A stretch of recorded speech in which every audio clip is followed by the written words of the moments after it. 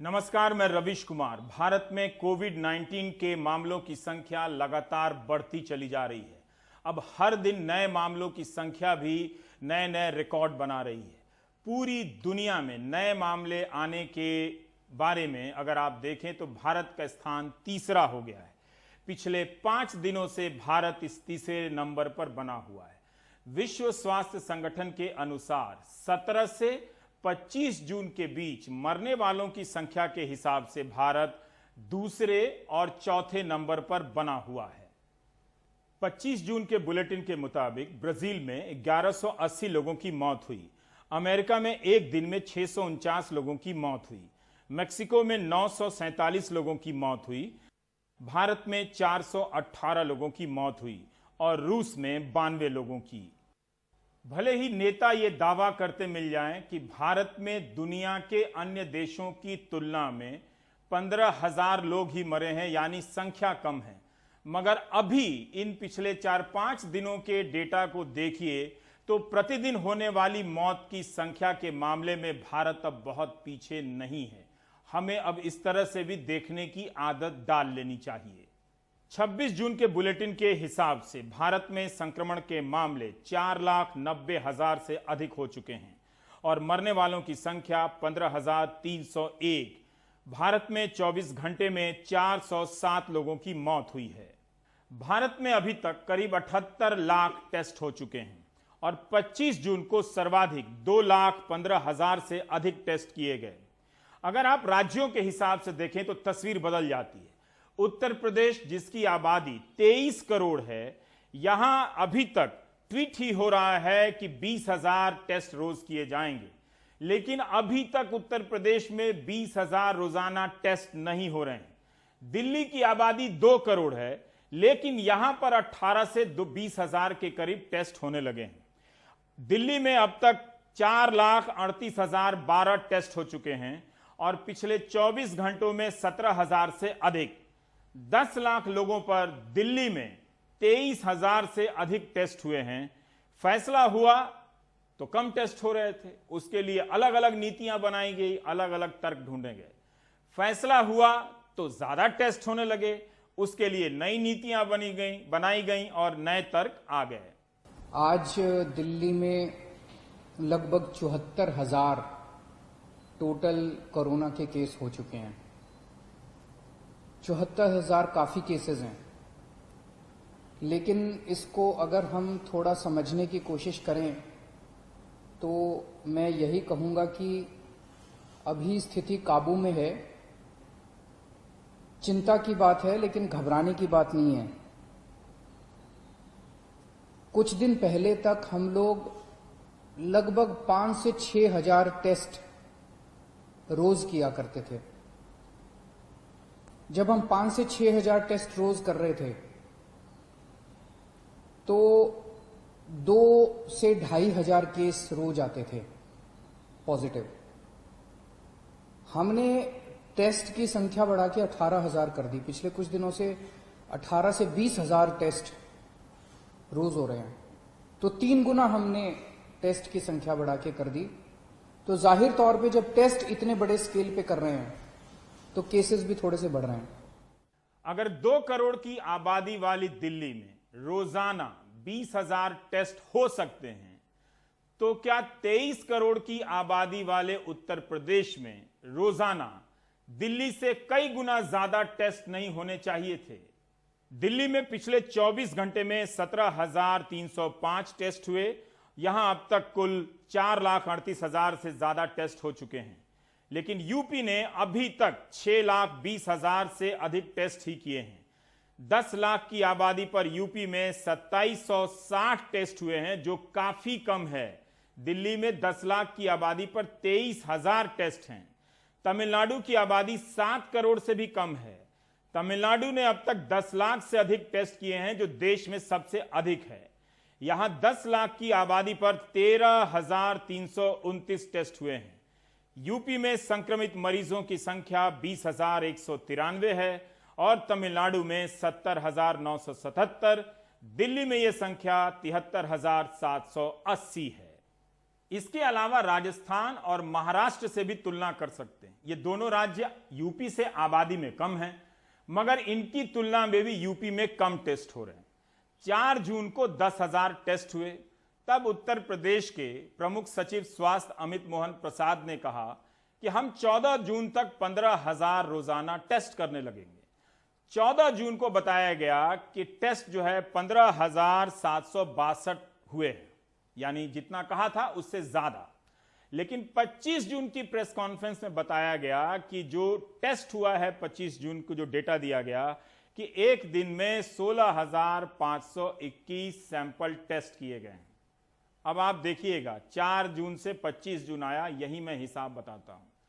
4 जून को 10,000 टेस्ट हुआ था और 14 जून को ये टेस्टिंग प्रतिदिन 5,199 तक बढ़ती है 4 जून की तुलना में। लेकिन 14 जून से 25 जून के बीच अगर आप देखें डेली का डेटा, तो 11 दिनों में प्रतिदिन के हिसाब से सिर्फ 759 सैंपल बढ़ते हैं। तो ये टेस्टिंग बढ़ रही है या कम हो रही है, यह आपको देखना है।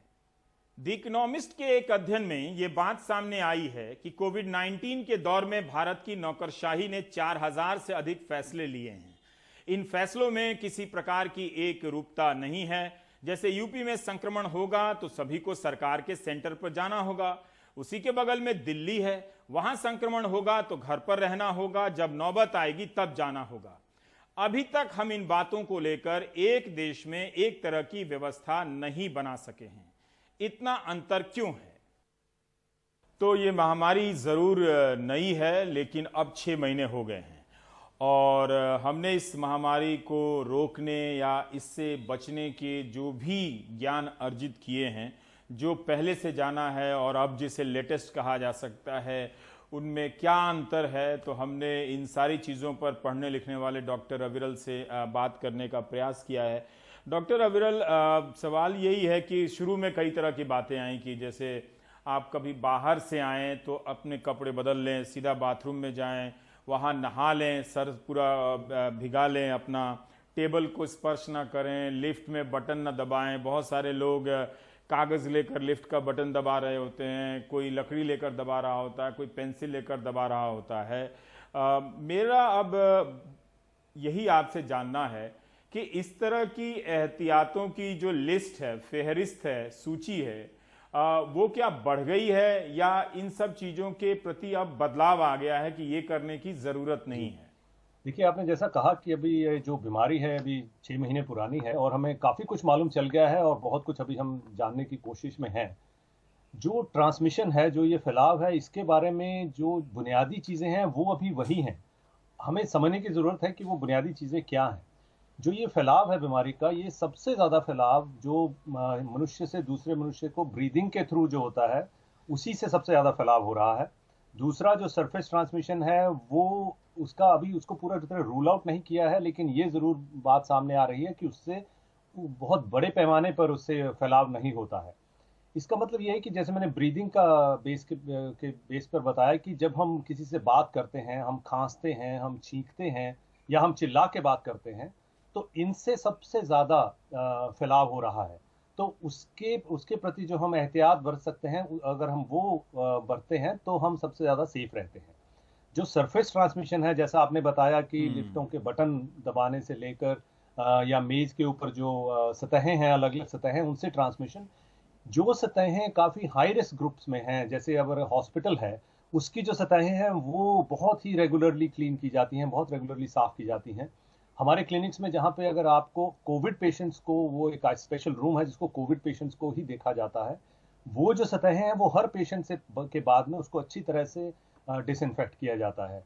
अगर हम बात करें कि जैसे डॉक्टर्स का ड्यूटी रूम है, तो वो उस लेवल की उसमें इन्फेक्शन का डर नहीं है सतहों का, तो वो हर 15 मिनट बाद नहीं होगा, वो सुबह के सेशन में एक बार हो जाएगा, दोपहर के सेशन में हो जाएगा। अगर ऐसी, जैसे आपने लिफ्ट की बात की, तो लिफ्ट में 2 चीज़ें हैं। लिफ्ट में एक तो है कि वो सतह है जहाँ पे बार बार लोगों का हाथ लगता है, तो उसमें चांसेस हैं कि वायरस इकट्ठी हो सकती है। दूसरा है कि लिफ्ट एक एनक्लोज्ड जगह है जहाँ से कोई इतनी वेंटिलेशन नहीं है, हवादार नहीं है वो, तो वहाँ पे वायरस का जो इकट्ठा होना है वो काफ़ी बढ़ जाता है। तो सरफेस और हवादार ना होना, ये दोनों चीजें लिफ्ट जैसी सिचुएशन में थोड़ी ज्यादा इफेक्टिव होती हैं इसको फैलाने के लिए, वायरस को।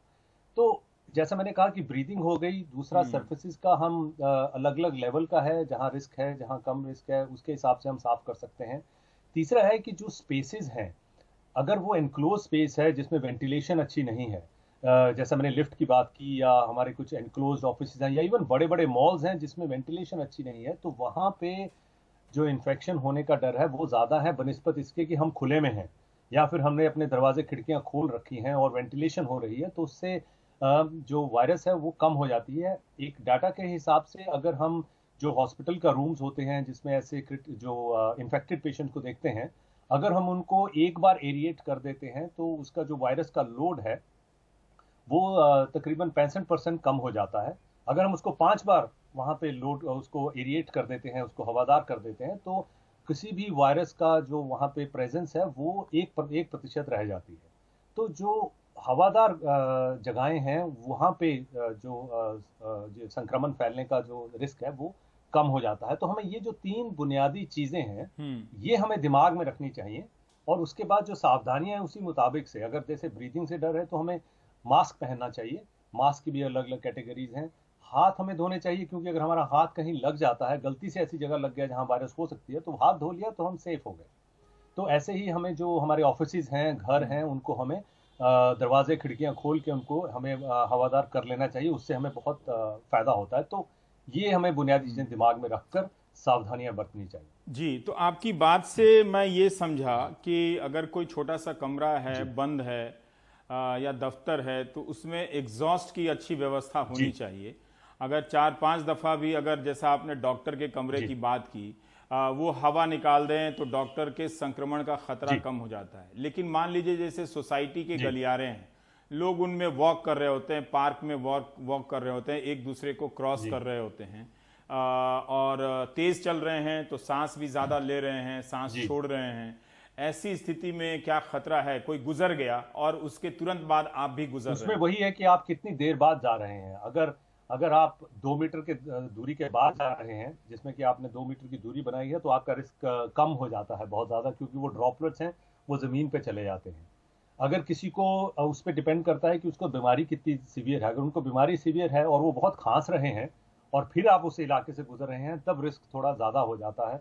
तब 2 मीटर की, और वो 2 मीटर की जो दूरी है वो कई बार उतनी काम नहीं करती। तो ये मल्टीपल फैक्टर्स होते हैं कि जो बीमारी है वो कितनी है, जो फैलाने वालों में वो कर क्या रहे हैं। अगर वो चुपचाप बैठे हैं तो रिस्क कम है, वो खांस देते हैं, वो चिल्ला देते हैं, तो उनसे फैलने का रिस्क बढ़ जाता है। इसीलिए जिनको बीमारी है वो मास्क पहने, तो वो बाकियों को बहुत ज्यादा बचाव कर सकते हैं।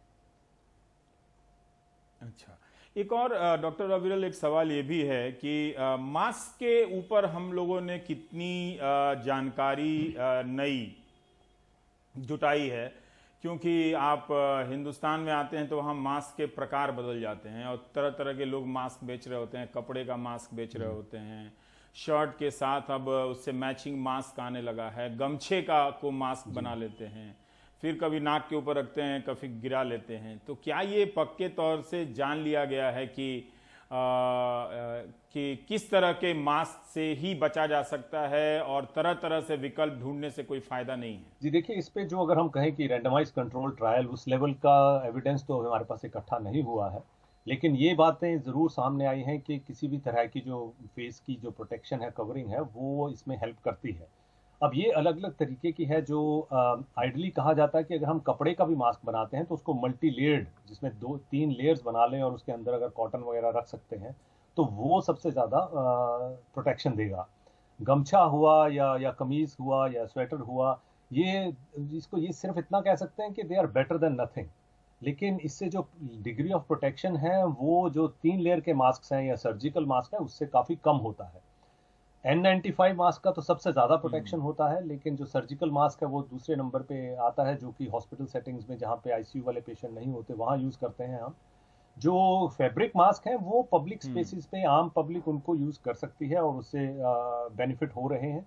और उसका सबसे जो इम्पोर्टेंट चीजें हैं, जैसे मैंने 3 तो लेयर्स का आपको बताया, उसके बाद जो उसकी कवरिंग है, कई देखा जाता है कि नाक को कवर नहीं कर रहे हैं या बहुत ही थोड़ा सा हिस्सा चेहरे का, बस इतना सा हिस्सा होता है, तो उसको नाक के ऊपर से लेकर पूरी जो जो जो आपकी चीक्स हैं और नीचे ठोडी के नीचे जो है, इसके नीचे तक की कवर ऐसा पूरा हो, तब वो तो उसकी जो सेफ्टी है वो बढ़ जाती है, क्योंकि वायरस जो उसके साइड से भी घुसती है, तो हमें उसको साइड से घुसने से बचाना है।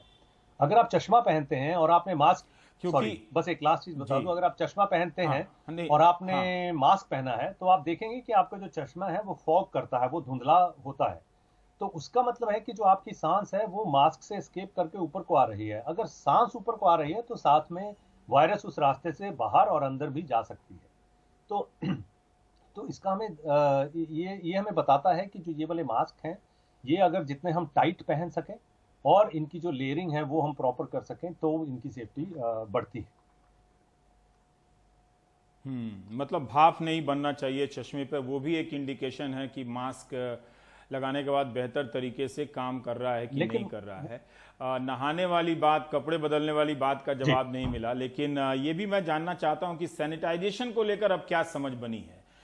बार बार फर्श, कई तरह की मशीनें आ गई हैं, रसायन आ गए हैं, कार सैनिटाइज करो, लैपटॉप सैनिटाइज करो, डैशबोर्ड सैनिटाइज करो, क्या इससे कुछ खास फायदा हो रहा है? पब्लिक स्पेस को सैनिटाइज करो, ट्रेन को करो, जहाज को करो।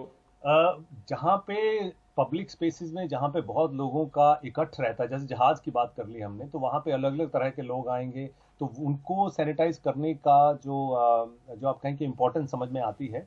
लेकिन आप अपने लैपटॉप को हर रोज दिन में 4 बार सैनिटाइज करेंगे, उसको सिर्फ आप ही यूज कर रहे हैं, तो उसकी इतनी जरूरत नहीं है। आप अपने हाथों को जरूर सैनिटाइज कीजिए। एंड ऑफ द डे जो वायरस है सरफेस से जंप करके आपके अंदर नहीं जाएगी। आप या तो किसी के, जैसे मैंने कहा, जो बीमार है उसके कांटेक्ट में आएंगे 2 मीटर के अंदर अंदर, या फिर आप अपने हाथों के थ्रू उसको लेके जाएंगे। तो अगर आप हाथों को प्रॉपरली धो रहे हैं, सैनिटाइज कर रहे हैं, और आपने अभी तक अपनी वो आदत बदल ली है कि हम अपने चेहरे पे बार बार हाथ लगाएं, तो अब हमारी जो सेफ्टी है वो काफी बढ़ जाती है।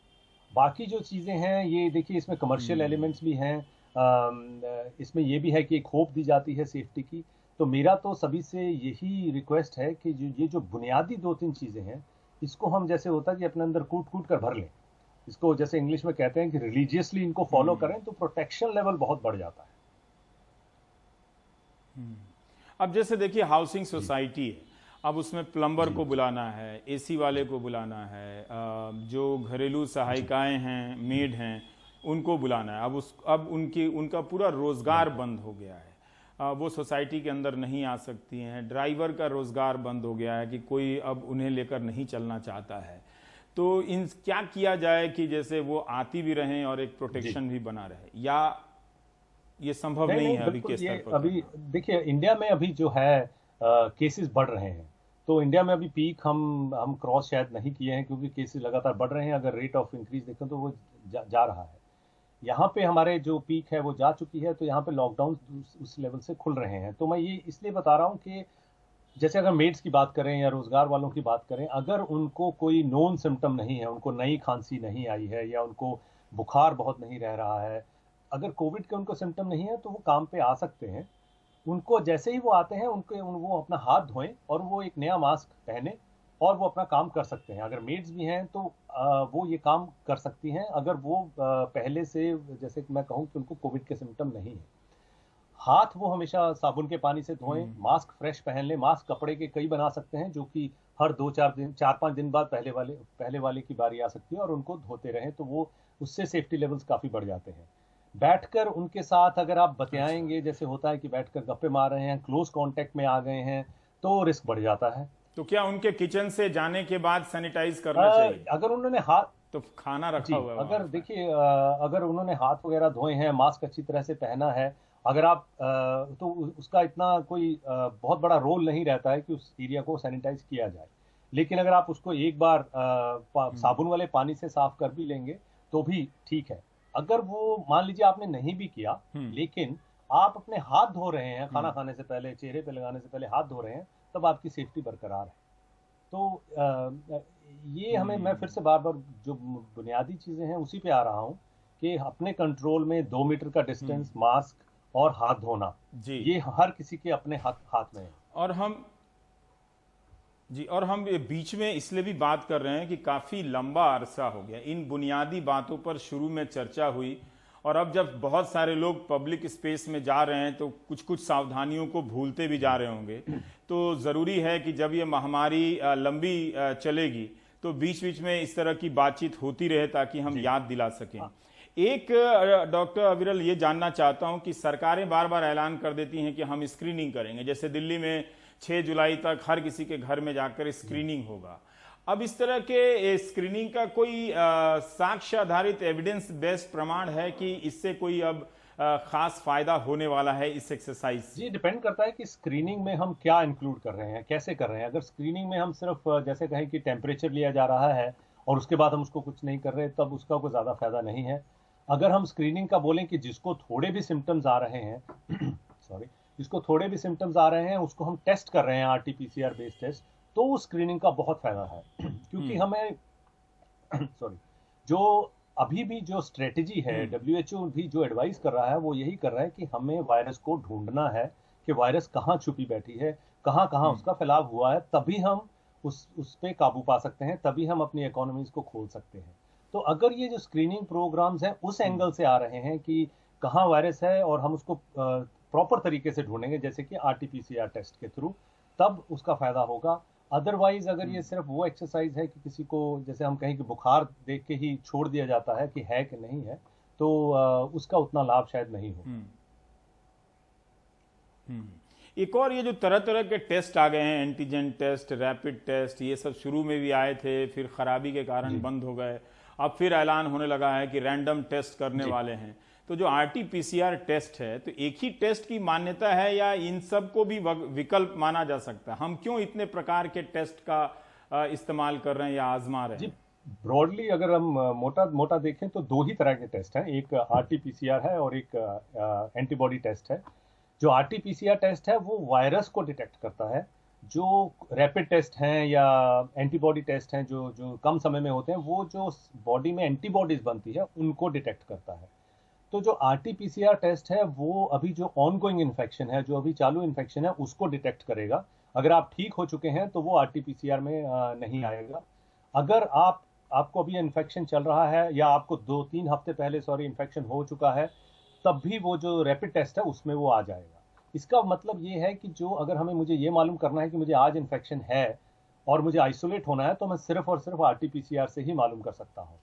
अगर रिसर्च के लिए जैसे वैक्सीन की हम बात करें तो उसके जानने के लिए कि आपको पहले कभी हुआ था कोविड के नहीं, वो जानने के लिए हम एंटीबॉडी टेस्ट करते हैं, जो कि आपका रैपिड वाला टेस्ट है। रैपिड टेस्ट जो है वो करंट इन्फेक्शन को जानने के लिए इतने कारगर नहीं है, तो वो उसको हम एज अ स्टैंडर्ड टेस्ट नहीं यूज कर रहे हैं। हमने यूके में उसको स्टैंडर्ड टेस्ट बिल्कुल यूज नहीं किया और ना ही अब कर रहे हैं। तो वो जल्दी जरूर आ जाता है, बट इट डजंट हमें सही पिक्चर जो है वो हमें नहीं देता है करंट इन्फेक्शन। ओके, एक जो कांटेक्ट ट्रेसिंग की बात हुई थी कि ये बहुत ज़रूरी है, कई बार लगता है कि अब वो इसकी बात ही नहीं हो रही है। भारत में भी, खासकर राज्यों में तो और भी बुरी स्थिति है। एक आरोग्य सेतु का नाम ले लिया जाता है, पर क्या वो कांटेक्ट ट्रेसिंग के लिए इतना कारगर है या नहीं है, इस पर अभी विवाद है। पर मैं जानना चाहता हूं कि अब जब इस पैमाने पर ये महामारी फैल जाती है, तब क्या कांटेक्ट ट्रेसिंग की ज़रूरत समाप्त हो जाती है? क्योंकि अभी तक इसका एक बेहतर सिस्टम विकसित कर लेना था। कई देशों में आप ही बता सकते हैं कि बेस्ट प्रैक्टिस क्या है कि जहां पर लोगों को ये भी नहीं लगा कि कांटेक्ट ट्रेसिंग से उनकी प्राइवेसी में सरकार घुस रही है या उनका डेटा ले रही है और उस पर वो ट्रस्ट कर रहे हैं। क्या इस तरह की चीजें बन पाई हैं या नहीं बन पाई हैं? तो क्या अब इसका कोई महत्व नहीं है? इसका भी थोड़ा जैसे कहें कि मल्टीपल एंगल्स हैं इसके। जैसे आपने ट्रस्ट की बात की, सिस्टम्स की बात की और टेक्निक्स की बात की। कांटेक्ट ट्रेसिंग अभी 3 दिन पहले जो WHO की कॉन्फ्रेंस हुई, उन्होंने कांटेक्ट ट्रेसिंग को बहुत ज़्यादा इंपॉर्टेंस दी है। उन्होंने 4-5 चीज़ें कही हैं कि हर केस को आप डिटेक्ट कीजिए, हर केस की आप केयर कीजिए, हर केस को आप आइसोलेट कीजिए और आप कांटेक्ट ट्रेसिंग, निरंतर कांटेक्ट ट्रेसिंग कीजिए। ये चीज़ें जो है ये हमें बचाव करेंगी। अब जैसे हम यूके की बात करें तो यहाँ पे कांटेक्ट ट्रेसिंग अब और भी ज़्यादा बढ़ गई है, क्योंकि जो अब वायरस के पीछे भागा जा रहा है कि वो कहाँ कहाँ छुपी है। ट्रस्ट यहाँ पे काफ़ी ज़्यादा बिल्डअप हो रहा है, क्योंकि जो शुरू में सरकारों ने गलतियाँ की उसके बाद उन्होंने इम्प्रूवमेंट्स की और उसके चलते केसेस कम आए, तो डॉक्टर्स में, पेशेंट्स में, आम पब्लिक में ट्रस्ट लेवल्स बढ़ रहे हैं।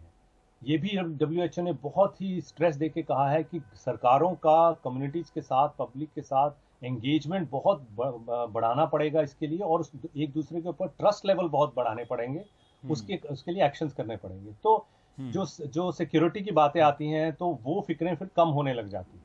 कॉन्टैक्ट ट्रेसिंग का बहुत बड़ा रोल है, और इस वायरस को ढूंढ के रखने में भी कहा है ताकि हम उसको आइसोलेट कर सकें। अब इसका जो लिमिटेशन, एक आखिरी सर लास्ट है जी, इसकी लिमिटेशन ये आती है कि जो रिसोर्सेज हैं वो भी साथ साथ हमें बढ़ाने पड़ते हैं।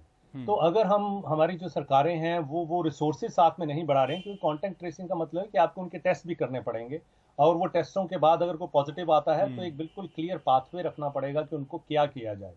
वो जो क्लैरिटी है वो मेंटेन करनी बहुत जरूरी है, तभी इसका फायदा होगा।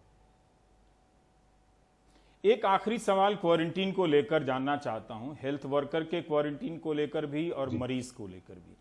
जैसे यहाँ भारत में उत्तर प्रदेश है, तो उत्तर प्रदेश की स्पष्ट नीति है कि किसी को भी पॉजिटिव आएगा, लक्षण हो या ना हो, उसे सरकार की बनाए जगहों पर रहना पड़ेगा, और यानी अस्पताल, वहाँ पर रहना पड़ेगा ताकि वो मॉनिटर कर सके। दिल्ली में कहा जा रहा है कि अगर आप पॉजिटिव आ गया है तो घर में रहें, ऑक्सीजन लेवल खुद से चेक करते रहें, और अगर बहुत दिक्कत होती है, हमारा कर्मचारी आपसे संपर्क में है तो एम्बुलेंस आपको भर्ती करा देगी। उसी तरह से डॉक्टरों को पहले 14 दिन क्वारंटीन पे रखा जाता था, फिर वो कहीं 3 दिन हो गया, कहीं 2 दिन हो गया, और अब चूंकि भारत जैसे देश में जहां डॉक्टर या हेल्थ वर्कर कम हैं, तो तरह तरह के तरीके निकाल लिए गए हैं उनको क्वारंटीन में ना रखने के लिए या कम रखने के लिए। इंटरनेशनल प्रैक्टिस क्या है अविरल, मैं ये जानना चाहता हूँ। रवि जी, इंटरनेशनल प्रैक्टिस अलग अलग देशों में थोड़ी अलग अलग है। यूके में अगर मैं आपको बताऊं तो यूके में ऐसे कोई क्वारंटीन सेंटर्स नहीं बनाए गए जहां पे लोगों को अलग से रखा जाए। यूके में शुरू से लोगों को बहुत इंफॉर्मेशन दी गई कि अगर ये सिम्टम्स आते हैं तब आप ऐसा करके घर में रहिए, जिस घर में रहना है, जिस कमरे में रहना, उसकी क्या उसकी कैरेक्टरिस्टिक्स क्या होने चाहिए, वो सब इंफॉर्मेशन पूरे सिस्टम के थ्रू बताई गई। तो यूके में क्वारंटीन सेंटर्स की जरूरत नहीं पड़ी। जो लोग बीमार ज्यादा होते थे या जो पहले से हॉस्पिटल थे उनको कोविड होता था, वो हॉस्पिटल्स में आते थे। सिंगापुर की अगर मैं आपको बताऊं तो सिंगापुर में भी अगर आप घर में रहकर सेफली क्वारंटीन कर सकते हैं तो उन्होंने वहीं पे करवाया। वो लोग जो, जैसे मान लीजिए एक कमरे में 5-5, 6-6 लोग रह रहे हैं, या घर छोटा है, ओवर क्राउडिंग है, और वो क्वारंटीन नहीं कर पाते सेफली, तो उनके लिए फैसिलिटीज दी गई। उनको होटल्स में रखा गया या उनको छोटे छोटे जो भी क्वारंटीन सेंटर्स थे वहां रखा गया। तो ये अलग अलग डिपेंडिंग ऑन के आप कैसी सिचुएशन को डील कर रहे हैं। इसका जो मकसद है वो यही है कि जो पेशेंट जिसको पॉजिटिव है उसको हमें अलग रखना है। वो घर में बिल्कुल अलग रह सकते हैं, उनको सीधी मतलब जो कहते हैं कि स्पष्ट हिदायत होनी चाहिए कि अगर आपके ये सिम्टम्स बिगड़ते हैं तब आप हमारे हेल्थ सर्विसेज के कांटेक्ट में आइए और आपका इलाज आगे बढ़ेगा। अगर नहीं तो आप घर में ये एहतियात बरत सकते हैं और ऐसे आप 2 हफ्ते में ठीक हो जाएंगे। ये चीजें बतानी बहुत जरूरी हैं जी। तो ये जी बहुत बहुत जी बहुत बहुत शुक्रिया डॉक्टर अविरल, इन सब बातों को फिर से साझा करने के लिए। सुनने देखने में ये बुनियादी बातें लगती हैं, लेकिन यही हमारे पास औजार हैं जिनसे हम इस महामारी से लड़ सकते हैं। तो बीच बीच में आप भूलते रहेंगे, बीच बीच में हम भी आपको याद दिलाते रहेंगे क्या कुछ नया हुआ है या क्या वही पुराना चलता रहेगा अभी लंबे समय तक। बहुत बहुत शुक्रिया हमारे दर्शकों के साथ जानकारी साझा करने के लिए। ब्रेक के बाद किसी और खबर पर बात करेंगे।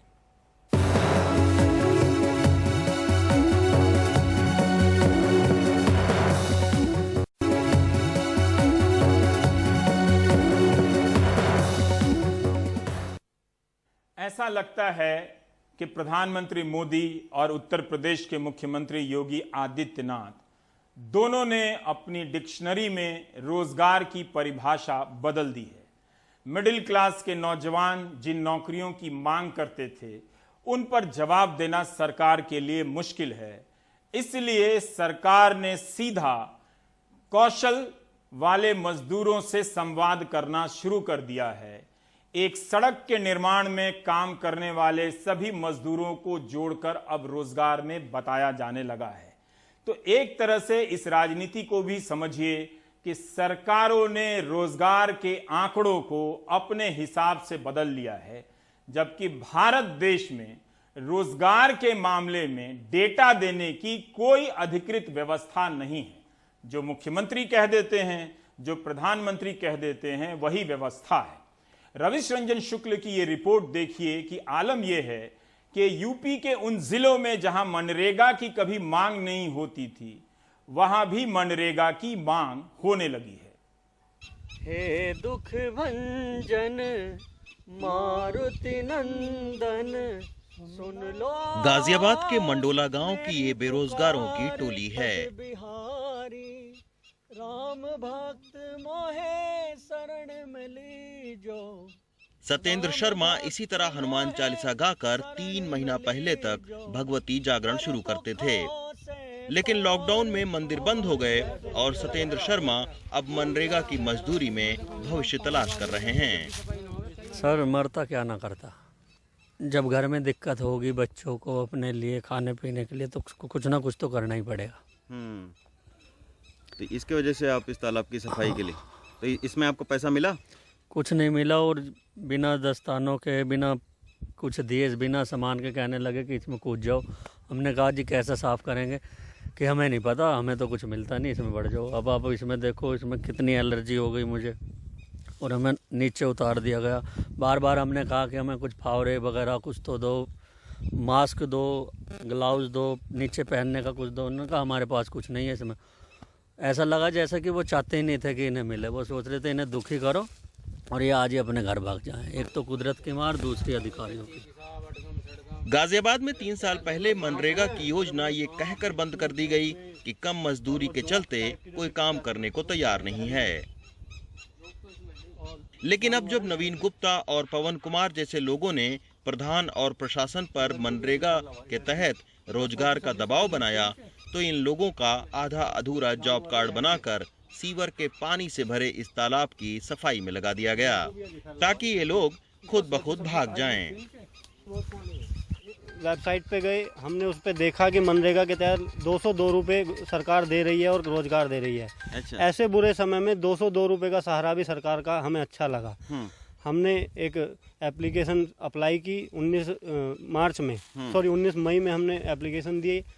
उसके 8 दिन बाद तक भी कोई हमारे पास जवाब या फोन नहीं आया। तो अब तो ये जॉब कार्ड बन गया ना आपका? जॉब कार्ड हमें दिया गया है। हाँ। लेकिन ये कहकर दिया गया है कि इसमें पूरे आपके जॉब कार्ड क्रमांक नहीं है, ये अभी रजिस्टर्ड नहीं है।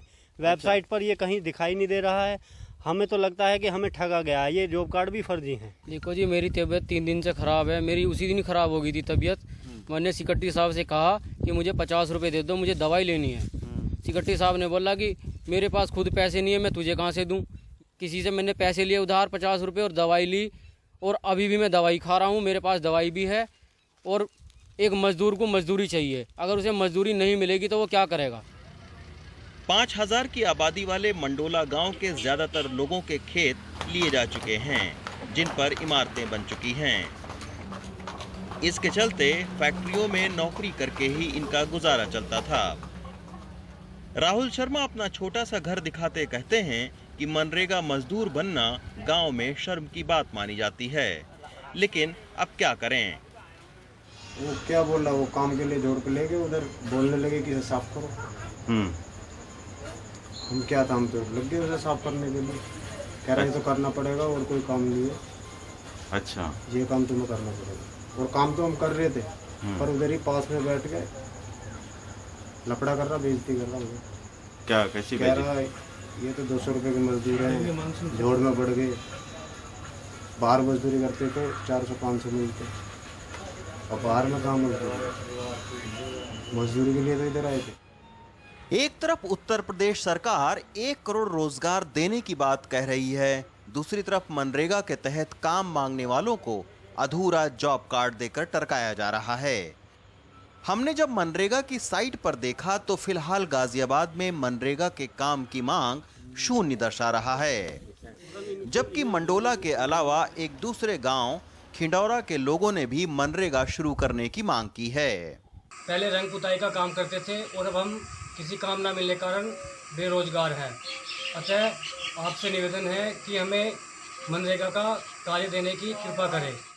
बढ़ती बेरोजगारी के चलते अब गाजियाबाद और गौतम बुद्ध नगर जैसे औद्योगिक और विकसित शहरों में मनरेगा के काम की मांग आ रही है, जबकि यहां सालों से मनरेगा योजना की डिमांड ना के बराबर थी। गाजियाबाद और नोएडा की ऊंची और चमकदार इमारतों के नीचे अब बेरोजगारी का अंधेरा धीरे धीरे बढ़ रहा है। हालांकि केंद्र सरकार ने इससे निपटने के लिए मनरेगा का बजट बढ़ाकर 1 लाख करोड़ रुपए कर दिया है, लेकिन उसके बावजूद जब तक स्थानीय लेवल पर इस योजना को पारदर्शी और असरदार तरीके से लागू नहीं किया जाएगा, तब तक किसान मजदूरों को इसका पूरा फायदा नहीं मिल पाएगा। गाजियाबाद से रवीश रंजन शुक्ला, एनडीटीवी इंडिया।